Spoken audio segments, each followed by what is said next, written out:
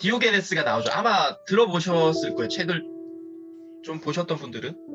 견유 철학자라고. 견유가 개견자죠. 개처럼 사는 철학자.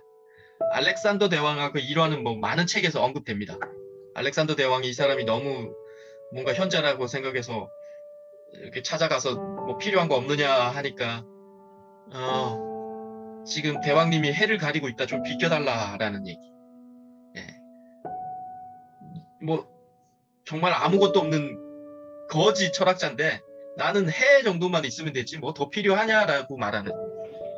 요즘 세상으로 말하면 말도 안 되는 얘기일 수 있지만 그래도 그리스인들은 이분을 철학자라고 명명했다고 합니다. 디오게네스를. 뭐 글로도 이런 거는 뭐 옮겨도 항상 재밌죠. 뭐 뻔히 아는 얘기지만 이분도 뭐 그렇게 또 글을 옮겨놨고. 148페이지 개처럼이라는 이 견유 철학자라는 의미로 이야기를 하는 것 자체가 개라는 별명을 붙인 이유를 이렇게 설명했더라고요. 나는 내게 무언가를 준 사람을 향해서는 꼬리를 흔들고 거부하는 이에게는 짖고 나쁜 사람은 물기 때문이다. 네, 이 견유 철학자들의 그냥 이 디오게네스의 삶이라는 거죠.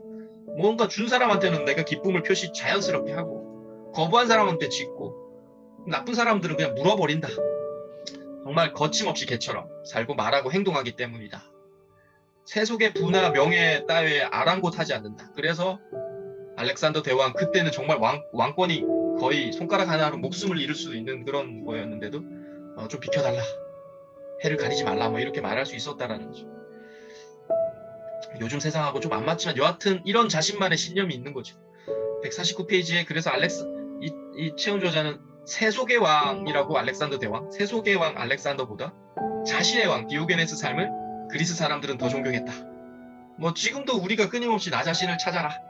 너를 알아라 이런 얘기가 뭐 모든 자기계발서의 주제잖아요. 또 제가 봐도 요즘에 확실히 깨닫는 게 정말 자신을 찾는다는 건 내가 정말 좋아하는 것, 내가 정말 마음에 드는 것, 아무리 스트레스 받고 힘들어도 그 다음날 또 이 일을 할 수 있는 것, 이거 찾으면 거의 대부분은 행복해져요. 조금은. 그러니까 자신의 왕 디오게네스의 삶을 존경하는데 당시 그리스 사람들의 철학이란 이렇다는 거죠. 철학은 삶을 나만의 스타일로 멋지게 만드는 일상의 활동이었고 철학은 정신의 불균형에 대한 지속적 치료 과정이었다. 그래서 실천 철학이었다는 거죠. 그래서 당시 철학은 나만의 스타일로 만드는 게 철학이다. 지금도 맞죠. 너 철학이 있냐 이렇게 말하잖아요. 너의 가치관이 있냐? 너의 철학은 뭐냐? 이게 나만의 뭔가가 있느냐라는 거잖아요.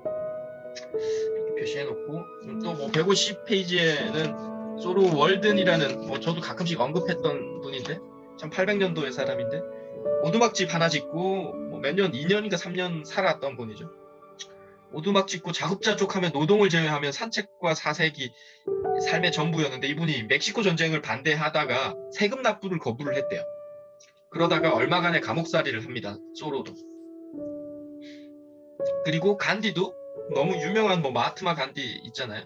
이 책에는 안 나오는데 제가 기억으로 이분이 영국 유학 가셨는데 법학을 전공하셨는데 어떤 책에는 변호사라고도 나오는 데도 있고 하여튼 그런 분인데 어떤 사건이 있었어요. 차를 타고 가다가 뭐 어떤 버스 옆자리는 백인만 앉는 곳인데 이분이 앉아 있었다가 그 자리에서 버스 기사한테서 끌려 나와서 막 이런 사건을 한번 겪으면서 이분이 사상가로 변했다, 혁명가로 변했다는 내가 어디 책에서 봤거든요.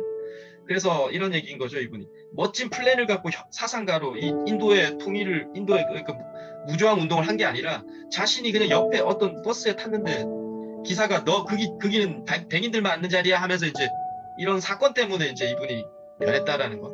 그래서 우리는 예기치 못한 사건이나 만남을 통해서 이렇게 혁명가로 변하고 우리의 삶도 비슷하죠. 뭔가 멋진 플랜을 쫙 갖고 있는 것 같지만 어떤 사건에 뭐 누구의 큰 병에 갑자기 실업에 뭐 어떤 사건을 통해서 이렇게 변하죠. 네, 저 같은 경우도 갑자기 이 조직에 몸담고 있는 게 환멸을 느꼈기 때문에 막 뛰쳐나온 것처럼 뭐 이런 게 뭐 제가 뭔가 멋진 삶도 아니지만 그냥 어떤 플랜을 갖고 있진 않다라는 거. 대부분의 많은 위인들의 삶도 멋진 플랜으로 시작하지 않았다. 뭔가 하다가 부딪히다가 해결하면서 좀 이렇게 변해가는 거였다라는 것. 그래서 152페이지에 이런 얘기가 나옵니다. 암과 안다는 것과 실천은 다른 문제가 아니라는 거죠. 우리는 보통 이런 얘기 하죠. 우리 알기만 하면 뭐하냐, 실천을 못하는데 라는 얘기 정말 많이 해줘. 그래서 지식만 쌓는 게 중요한 게 아니라 행동이 더 중요하다 이런 얘기도 많이 해요. 그 얘기가 뭐 딱 틀렸다는 얘기는 아닌데 여기서는 이런 얘기를 하죠. 암과 실천은 다른 문제가 아니고 암은 삶의 구체적인 문제들에 부딪히며 살아가는 과정에서 형상을 갖춘다. 우리 암은. 그러니까 현실적으로 문제를 부딪히면서 살아가는 것에 암의 형상을 갖추고요. 실천은 문제에 대한 근본적인 질문과 암을 동반하면서 더 풍부해진다. 실천은. 문제. 그래서 이런 얘기인 거죠. 제대로 알면 우리는 또 행하게 되는 거예요. 그래서. 제가 이런 표현 자주 하죠. 우린 낭떠러지에 절대 가지 않아요. 왜? 떨어지는 걸 너무 잘 알기 때문에. 불에 손을 절대 넣지 않습니다. 뜨거움을 정말 알기 때문에. 담배를 우리가 못 건쳐, 어떤 분들은. 왜 그렇죠? 담배가 몸에 안 좋다는 건 알지만 나한테는 괜찮을 거야 라는 생각. 또 옆에 있던 어떤 분 보니까 담배 많이 피는데도 장수하던데 이런 것도 보거든요. 이게 나도 괜찮을 거야 라는 명확하지 않은 알을 알기 때문에 담배를 펴요. 근데 어떤 의사가 명확함을 딱 때려주죠. 당신 이거 피면 6개월밖에 못 살아야 하면 우리는 담배를 보통 다 끊어요. 명확해졌기 때문이에요. 제대로 이제 딱 인식되면 우리는 실천한다는 거죠. 그래서 저는 이런 주장도 한번 합니다. 안다는 것과 실천은 같은 거예요. 실천을 못하면 좀 제대로 아직 알고 있지 않은 거예요. 네, 그래서 소로와 간디의 삶에서는 알미 실천이 있고 자유구 구원이었다. 예, 알미 실천이었다는 거죠. 이 체험 저자도 똑같이 이야기하죠. 네, 실천 못했다, 알기만 한데 실천 못했다는 말이 안 된다라는 얘기. 뭐 완전히 좀 극단적인 표현으로 알면 우리 실천하게 된다. 제대로 알면. 또 153페이지에 무협지에 또 사례 하나 나오죠. 이 무협지 보면 대부분 뭐 여기도 설명했지만 스승이나 부모님을 죽인 악당들 만나고 훈련하면서 스승이 그냥 제대로 훈련도 안 시키고 그러면서 물동 깃고 그냥 막 그런 거 보여주듯이 그 장면을 묘사를 하셨고 그 장면을 묘사하셨던 이 체험 저자의 의도는 결국 이거죠. 암과 삶 사이에 놓인 어떤 거리를 인식하는 자들. 이런 무협지에 나오는 찔따 같은 주인공들이 자신의 그 부족함을 느끼죠. 아, 내가 이렇게 살았기 때문에 우리 부모님이 악당들한테 처참하게 살해당하고 이런 거 느끼잖아요. 이런 걸 느낀 사람들만이 쉽게 말하면 알의 시도를 한다라는 거죠. 공부를 한다라는 거죠. 무술을 닦기 시작한다는 거죠. 그래, 내가 이렇게 살면 안 돼라는 강한 어떤 임팩트가 하나 있어야 된다는 거죠. 그냥 가만히 있다가 나 공부 열심히 해봐야지, 가만히 있다가 무술 열심히 배워야지가 잘 안 된다는 거죠. 뭔가 이런 덧없음을, 자신이 무력하담을 강하게 느껴야 된다. 똑같죠. 요즘 우리 자기 개발 하시는 분들도. 그들만이 실험에 착수할 준비가 된 거다. 공부하거나 훈련하거나 이런 준비가 된 거죠. 154페이지에 그래서 아는 게 없을수록, 삶이 두려울수록 우리는 용기를 내 우리 스스로를 실험해야 한다. 체험 저자의 이야기인데 동의합니다. 쉽진 않죠. 이게. 아는 게 없을수록 우리는 용기가 더 없고요. 두려울수록 용기가 더 없죠. 하지만 그럴수록 우리는 더 용기를 내고 우리 스스로를 실험해야 한다. 바깥으로 부딪혀야 되고 안 되는 책 읽으셔야 된다는 거죠. 또 154페이지에 그래서 디오게네스의 이런 겁없는 철학, 소로와 간디의 고요한 사색과 단호한 저항이 말해주는 것은 딱 하나, 바로 그대의 삶을 실험하라. 실험하라는 얘기는 알아라라는 얘기랑 마찬가지라고 그랬잖아. 실천은 암이랑 똑같은 게 때문에 결국은 알아간다는 행위를 시작하라는 거죠. 또 이런 얘기 우리 현실이죠. 동의가 되죠. 되게 남들처럼 산다고 두려움이 사라지는 건 아니고 나고자 되지 않으려고 열심히 살지만 그럴수록 더 큰 두려움에 갇히죠. 저도 동의가 됩니다. 이분의 저자의 말에. 대학에 떨어지면 어떨까? 취직을 못하면 어떨까? 직장 다닐 때 실직하면 어떨까? 이 두려움이 정말 우리를 올가매기 때문에 엄청났죠. 그렇기 때문에 또 공부도 하긴 했죠. 그런데 그런 삶을 계속 살아가긴 하는데도 엄청 두려웠죠. 정말 이 두려움은 저도 똑같이 느꼈던 것 같아요. 근데 남들처럼 산다고 두려움이 사라지는 건 아닌데 우리는 남들처럼 못 살까봐 엄청 또 두려워하죠. 저 정도는 살아가야지라는 두려움, 그걸 추종하죠. 엄청나게. 아마 저도 지금도 그렇고요. 아마 우리 선생님들도 다 그럴 겁니다. 여하튼 그렇지만 두려움은 사라지지 않는다. 자신만의 아까 말했던 철학, 가치관이 정말 제대로 인지되지 않으면 항상 두렵습니다. 그게 있어도 두렵긴 한데 더 두렵죠. 그래서 네, 155페이지에 소로가 세금 미남으로 감옥 가고 간디가 암살 위협 받았지만 혁명가로 활동을 하고 디오게네스가 알렉산더 대왕한테 굽히지 않는 이런 저력은 네, 내가 원하는 삶인가? 라는 질문, 스스로 진실한가? 라는 이 질문, 자유로운가? 라는 질문, 행복한가? 라는 이 질문에 답하고 세상으로 뛰어들었다라는 거죠. 이분들이 이 질문에 내가 답하고 그래 이건 내가 이렇게 하는 게 맞아 하면서 뛰어들었다는 거죠. 세금 좀 내고 감옥 안 내고 감옥 우리는 안 가겠죠. 근데 소로 입장에서는 세금 이 전쟁에 반대하면서 세금을 안 내고 감옥을 갔다라는 거죠. 짧게 살았지. 보통 사람들은 그렇게 안 하죠. 감옥 간다는 게 엄청난 그 자유에 대한 두려움인데 이 대답 이건 내가 전쟁 원하지 않는다. 내가 하는 행위는 진실하다. 내가 이렇게 해야 자유롭다. 행복하다라고 결론 나면 그렇게 한다라는. 간디도 마찬가지였고 그 디오게네스도 알렉산더 대왕 앞 그 엄청난 왕권 앞에서도 이런 행위를 할 수 있었다라는 거죠. 그래서 평생 견지한 비전과 그들의 삶에 내포된 예술성이라는 거죠. 이렇게 행위한다라는 것 자체가 삶이 예술이죠. 이분들 보면. 네. 160페이지에 공자 이야기가 나오더라고요. 네, 너무나 다 잘 알고 지금도 노노책은 어떤 사람이 내놔도 잘 팔린대요. 그만큼 세상에 특히 우리나라 사람 노노를 힘들 때 많이 읽는다고 합니다. 여튼 160페이지에 이런 얘기 나오죠. 다시 태어나도 공부하는 사람으로 태어나고 싶다. 네. 채운 저자도 이런 얘기를 하고요. 약간 저도 지금 똑같아요. 다시 태어나 작가나 글 쓰는 사람은 공부하는 사람이거든요.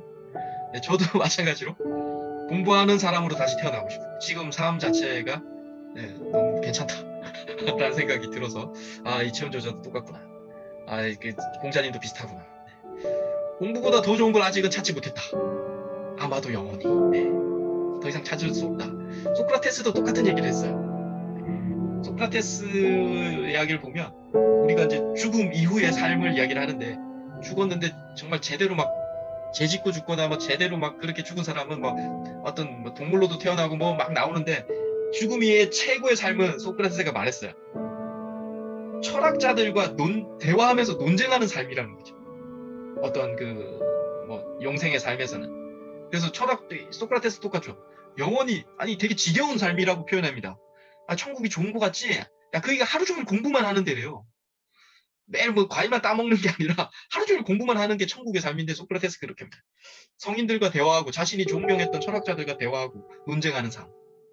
결국은 네, 우리 선생님들 다 마찬가지인 분들이에요. 이렇게 공부하는 삶을 좋아하기 때문에 이렇게 아침에 책 읽고 막 이런 모임하고 하는 거예요.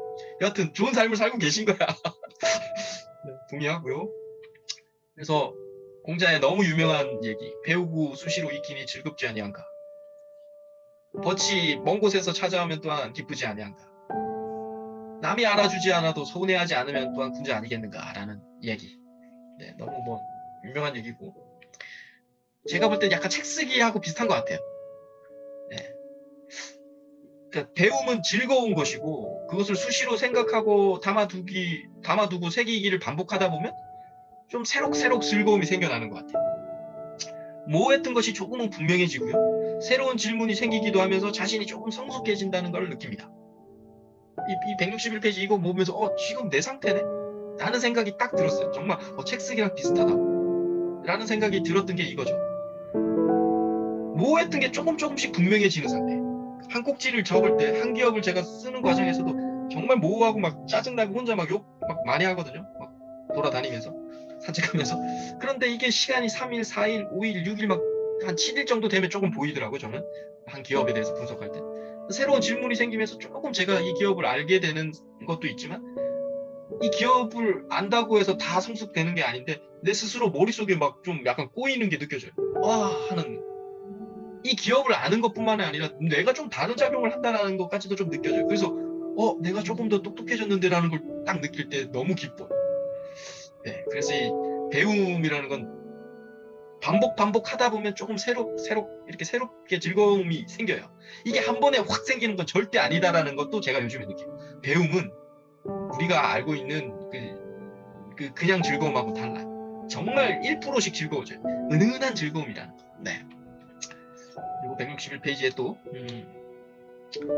제가 뭐 톡에도 하나 올렸던 건데, 재물에 대한 욕심과 알에 대한 욕심의 좀 차별을 이분이 표시해 놓죠. 둘 다 욕심인데 차이가 있어요.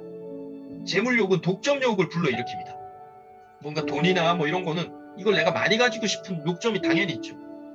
암도 많이 가지고 싶은 욕점이 있는데 결국 암은 나누고 싶어 한다라는 거죠. 내가 막 이만큼 높아지면 잘난 척을 하고 싶어서든 혼자 알고 있기 아까워서든 어떻게라도 릴리즈하게 돼요. 내가 너무 많이 알게 돼요. 이게 표출하고 싶은 거죠. 내가 좀 똑똑하다는 걸 보여주고 싶은 것도 있죠. 네, 여하튼 주변에 뿌려지게 된다는 거죠. 그래서 알에 대한 욕심은 일반 재물에 대한 욕심보다는 확실히 구분이 된다. 재물에 대한 욕심이 절대 나쁜 게 아니죠. 이게 있어야 우린 또 알에 대한 욕심을 내기 때문에. 그래서 근데 어떻게라도 알에 대한 욕심은 공유하게 된다. 배움을 통한 즐거움은 그래서 독점적 즐거움이 아니죠. 재물은 약간 독점적 즐거움이 강하죠. 내가 이만큼 너보다 이만큼 더 가졌어라는. 알은 전염적 즐거움이죠. 아까 말했던 어느 순간에 이게 물이 차고 하다 보면 딱 넘어가고 싶은 거죠. 어떻게라도 알고 싶은 거. 근데 아까 했던 것처럼 좀 덜 찾는데도 막 이렇게 공유하시는 분들이 있어요. 네, 그것도 알을 실행하는 과정에서 정말 좋아요. 좀 덜 찾는데 사람들한테 계속 뭐 강의를 하거나 뭐 공유를 하다 보면 이게 또 알이 쌓여요. 네. 그리고 네, 또 이 친구들과 찾아오지 않느냐, 먼 곳에서 이렇게 공부를 하다 보면 해서 친구를 잠깐 언급했는데, 고대 그리스에서 친구란 이렇게 정의했더라고요. 우리가 그냥 보통은 옛날 뭐 고등학교 친구 정도로 했지만 친구의 정의가 하나 있죠. 알을 매개로 한 대화와 토론 공동체의 성원이었다는 거죠. 친구가 그냥 뭐 같이 놀고 이런 것만이 아니라 어떤 알을 매개로 대화하고 토론했던 공동체의 성원이었다. 알을 다른 이들과 나눌 수 없다면, 함께 암에 대해서 논할 친구가 없다면 그 알은 나만의 인식 속에 갇혀 화석이 되어버린다. 동의하시죠? 혼자 열심히 읽었다고요. 그게 자신의 지식이나 지혜가 되지 않아요. 옆에 사람들한테 이렇게 말이든 글이든 뭘로 이렇게 리리즈 하셔야만이 화석이 안 돼요. 굳어지지 않는다는 거죠. 살아있는 지식이 되거나 지혜가 될 수 있다는 거죠. 그게 가장 좋은 게, 뭐 강의를 해도 좋지만 주변에 이런 우리 모임을 통해서 계속 이야기하는 거죠. 이게 친구라는 거죠. 네. 163페이지에 저자가 좀 이 공자님의 이 말씀, 알아주지 않아도 서운해하지 않는다, 이 말씀을 좀 표현하는데 이렇게 썼더라고. 남이 알아주지 않더라도 서운해하지 않는다. 사람 마음이 보통 다 이거죠. 나 이런 사람이야 라는 거 표현하고 싶죠. 어느 정도 좀 쌓이면. 그걸 모르는 사람을 얕보는 마음도 생긴답니다. 예, 생겨요. 뭔가 알게 되면 조금 저 사람은 좀 모르네 라는 게 생깁니다.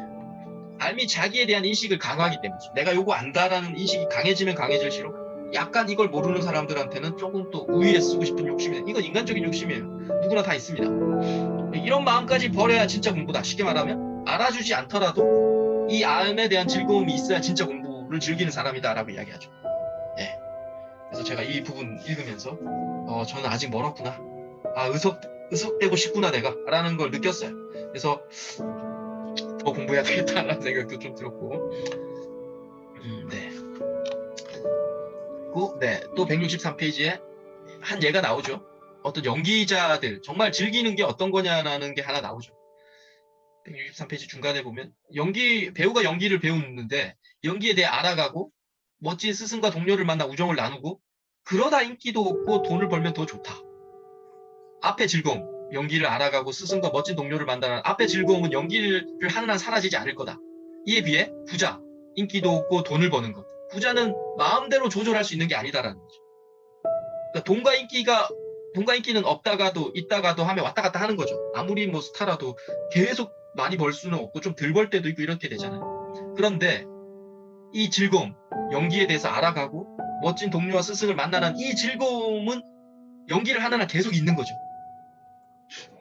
그래서 마음대로 이렇게 할 수 있는 게 아닌 것들에 마음을 쓰기 시작하면 인기나 돈의 본질적인 즐거움은 사라진다는 거죠. 그래서 저는 뭐 이런 얘기를 하나 썼어요. 네. 저는 제가 이렇게 강의하고 책을 읽고 하는 게 재밌어야 하는 거죠. 이걸 내가 뭐 돈을 벌기 때문에 이것도 분명히 목적은 있지만 이 원초적인 이게 재미없으면 본질이 사라지는 거죠. 재미없어요. 그냥 돈을 위해서 내가 강의를 한다. 이거는 재미가 없다라는 걸 제가 느끼죠. 지금도 이렇게 선생님들하고 이야기하는 게 저는 지금 재밌죠. 내가 뭐 이렇게 그래도 좀 정리해드리고 내 스스로도 막 이런 나 자신이 아니라 나에 대한 외부의 평가에 신경이 집중되기 시작하면 더는 연기가 즐거울 리 없다는 거죠. 연기자들이 그래서 돈과 인기에 너무 왔다 갔다 해버리면 스트레스 많이 받죠. 댓글이 어떻고 우리가 영향을 안 받을 수는 없지만 댓글이 어때서 돌아가시는 분도 있고 젊은 아이돌 같은 경우 결국은 외부에 신경을 쓰는 거죠. 안 쓸 수는 없지만 여하튼 그렇지만 본질적인 거 노래하는 게 즐겁기만 하면 본말이 전조되지 않죠. 절대 돌아가지 않으실 거예요. 근데 외부에 신경이 썼기 때문에 많이 이제 이런 극한 상황까지도 이야기가 되는 거죠. 그래서 본질에 지금 하고 있는 본질에 주목하라라는 얘기를 여기서 하는 거죠. 164페이지에 보면 공자 얘기가 참 이게 공자가 이분이 뭐 4대 성인 중에 한 분이기 때문에 공자가요. 저도 알고 있기로 당시에는 정말 이 표현이 이분이 잘 하신 것 같아요. 안 될 것 알면서도 하는 자. 공자가 뭐 제자들도 많고 했는데 취직은 안 됐어요. 제가 알고 있기로. 어떤 엄청난 그때는 나라들 제후국들이 많은 나라들이었는데 취직이 안 돼서 계속 이력서를 뿌렸는데도 다 리젝 맞았어요. 현실 감각 없이 이상만 높은 자 이러면서 막 비아냥도 들었다는 거죠. 이거 보면서 약간 저 같은 것 같아요. 현실 감각 없고 막 그래서 좀 웃겼어요. 보면서 이거 이렇구나 이런 생각이 좀 들어서 스스로 배우기를 좋아하는 자로 또 공자가 칭했다고 하죠. 그러면서 164페이지에 초나라 장관 심재량이 공자의 제자 자로에게 이런 질문을 했대요. 야, 너 자로 되게 유명한 공자의 제자잖아요. 야, 공자 너 스승 어떤 사람이야? 라고 물었을 때 이 자로가 머뭇머뭇했대요.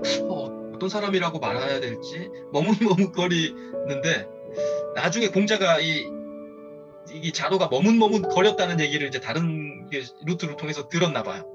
그래서 공자도 이렇게 좀 자로를 나무라듯 약간 꾸중하듯이 이렇게 말했답니다. 야, 넌 왜 그런 말을 못해? 왜 학문에 분발하면 끼니도 있고 도를 즐기면서 근심과 걱정을 잊으면서 늙음이 닥쳐오는데도 그것을 알지 못하는 사람이라고 왜 말하지 못했어? 내가 그런 사람이잖아 라고 이야기를 했다.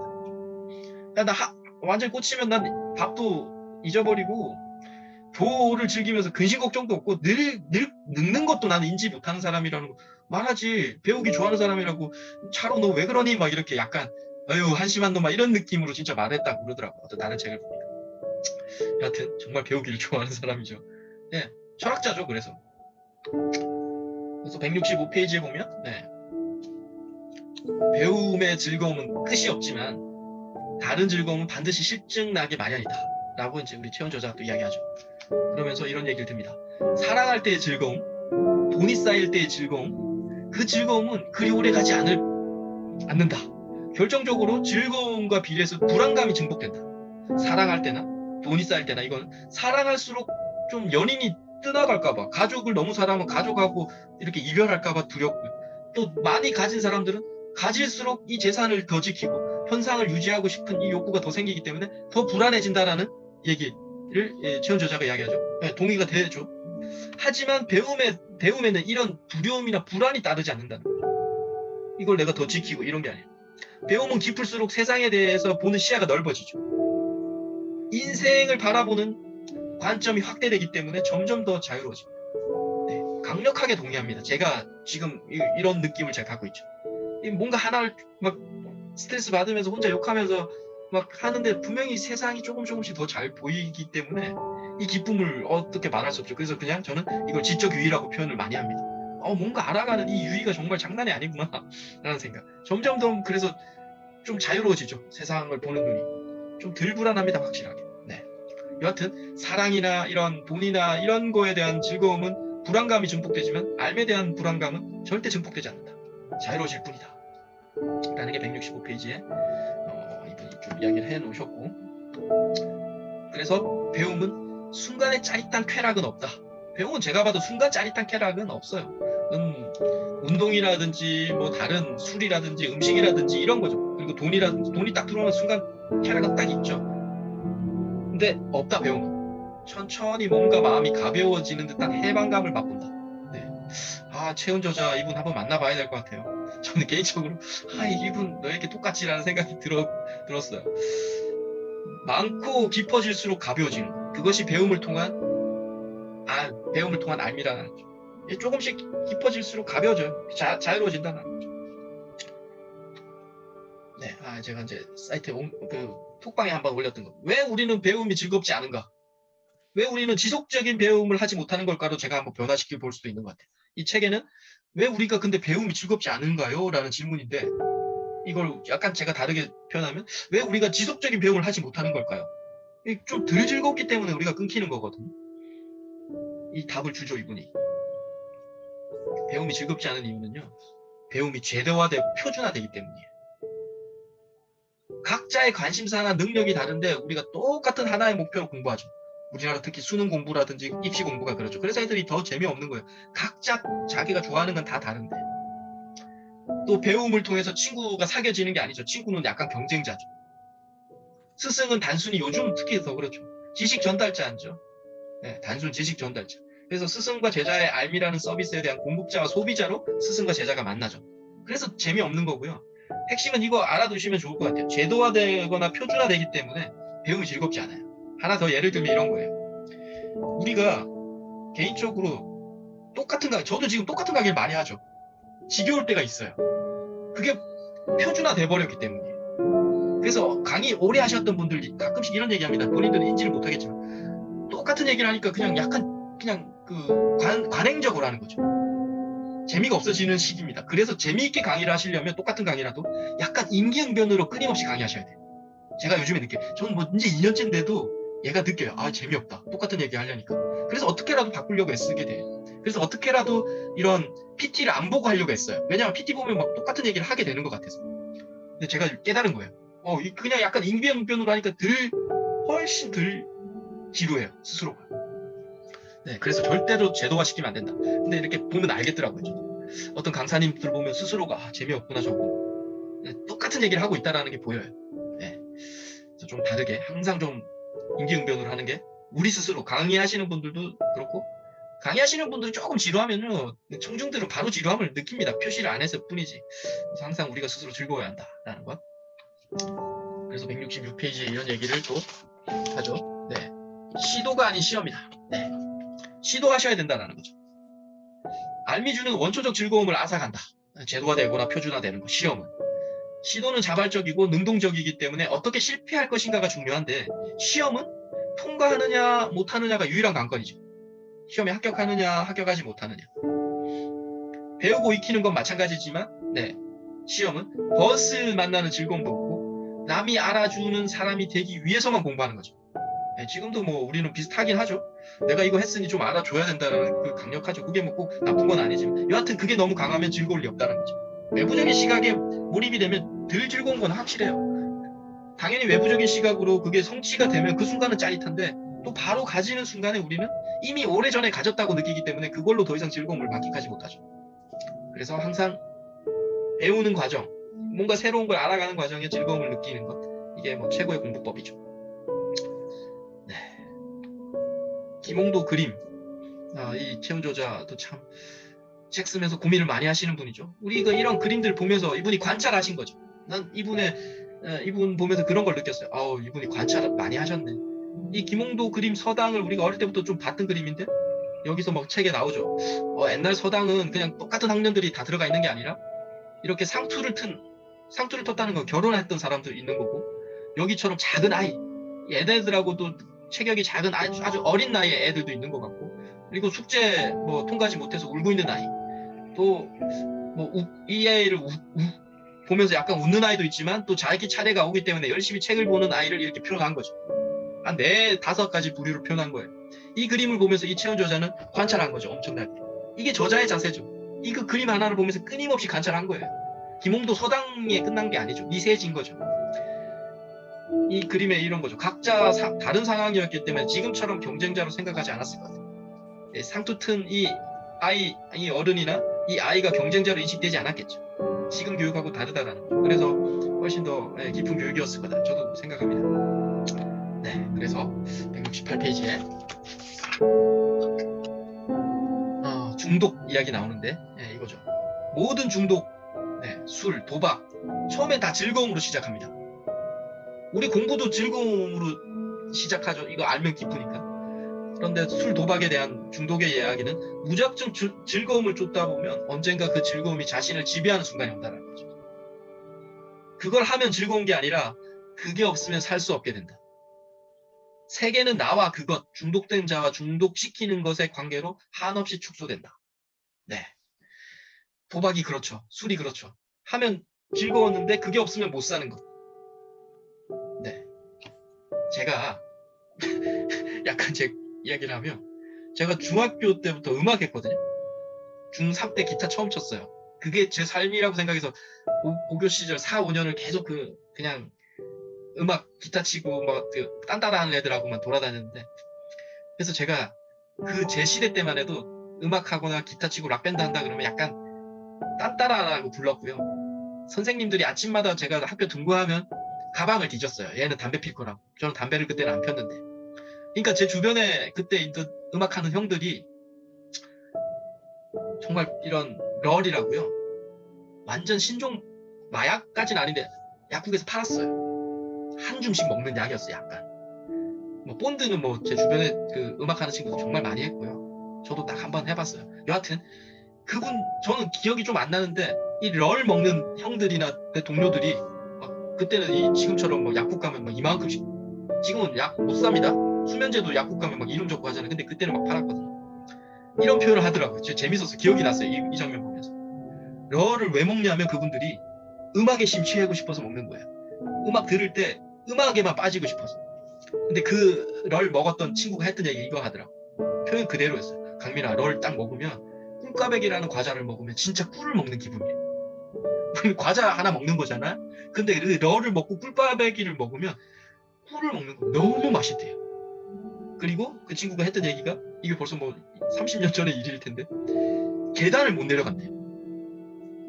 왜? 그러니까 딱 이런 몰입되거나 이런 중독된 상태의 럴이나 이런 약을 먹으면, 마약을 먹으면 내려가는 건 낭떠러지라고 느낀대요. 그래서 계단을 못 내려간대. 꿀을 먹으면 꿀까베기를 먹으면 꿀을 먹는다고 느끼고. 그래서 이렇게 이런 것들이 한순간에 몰입시키는 거죠. 하나만 생각하게 하는 거죠. 꿀까베기는 꿀이고 계단은 낭떠러지고. 네. 뭐 마찬가지 생각이 나죠. 이런 도박이나 술, 이게 정말 빠지면, 중독되면 요 하나에 딱 몰입되죠. 완전히 재밌죠. 술이 너무 맛있게 느껴진다 그러잖아요. 네, 그런 중독의 위험, 그런 게 있죠. 갑자기 생각이 났었어. 좀 썼습니다. 그래서 이런 중독되면 즐거울지는 모르지만, 네, 자유로울 수는 없죠. 네, 술 중독되신 분이 술 먹으면 그 순간 즐겁지만 이 술이 없으면 더 이상 못 살듯이 자유롭진 않죠. 하지만 배움의 즐거움은 다르다는 거죠. 대비시켜주는 거죠. 이 글쓰기에서도 하나의 스킬이죠. 배움은 나의 세계를 확장시켜주고 다양한 사람들, 사건을 보는 다양한 관점, 편견, 독단으로부터 해방을 동반하지 않는 배움은 배움이 아닌 거다. 네, 자유로워지지 않으면 배움이 아닌 거예요. 특히 편견, 독단, 자기 아집에 빠지는 순간에 그건 배움이 아닌 거예요.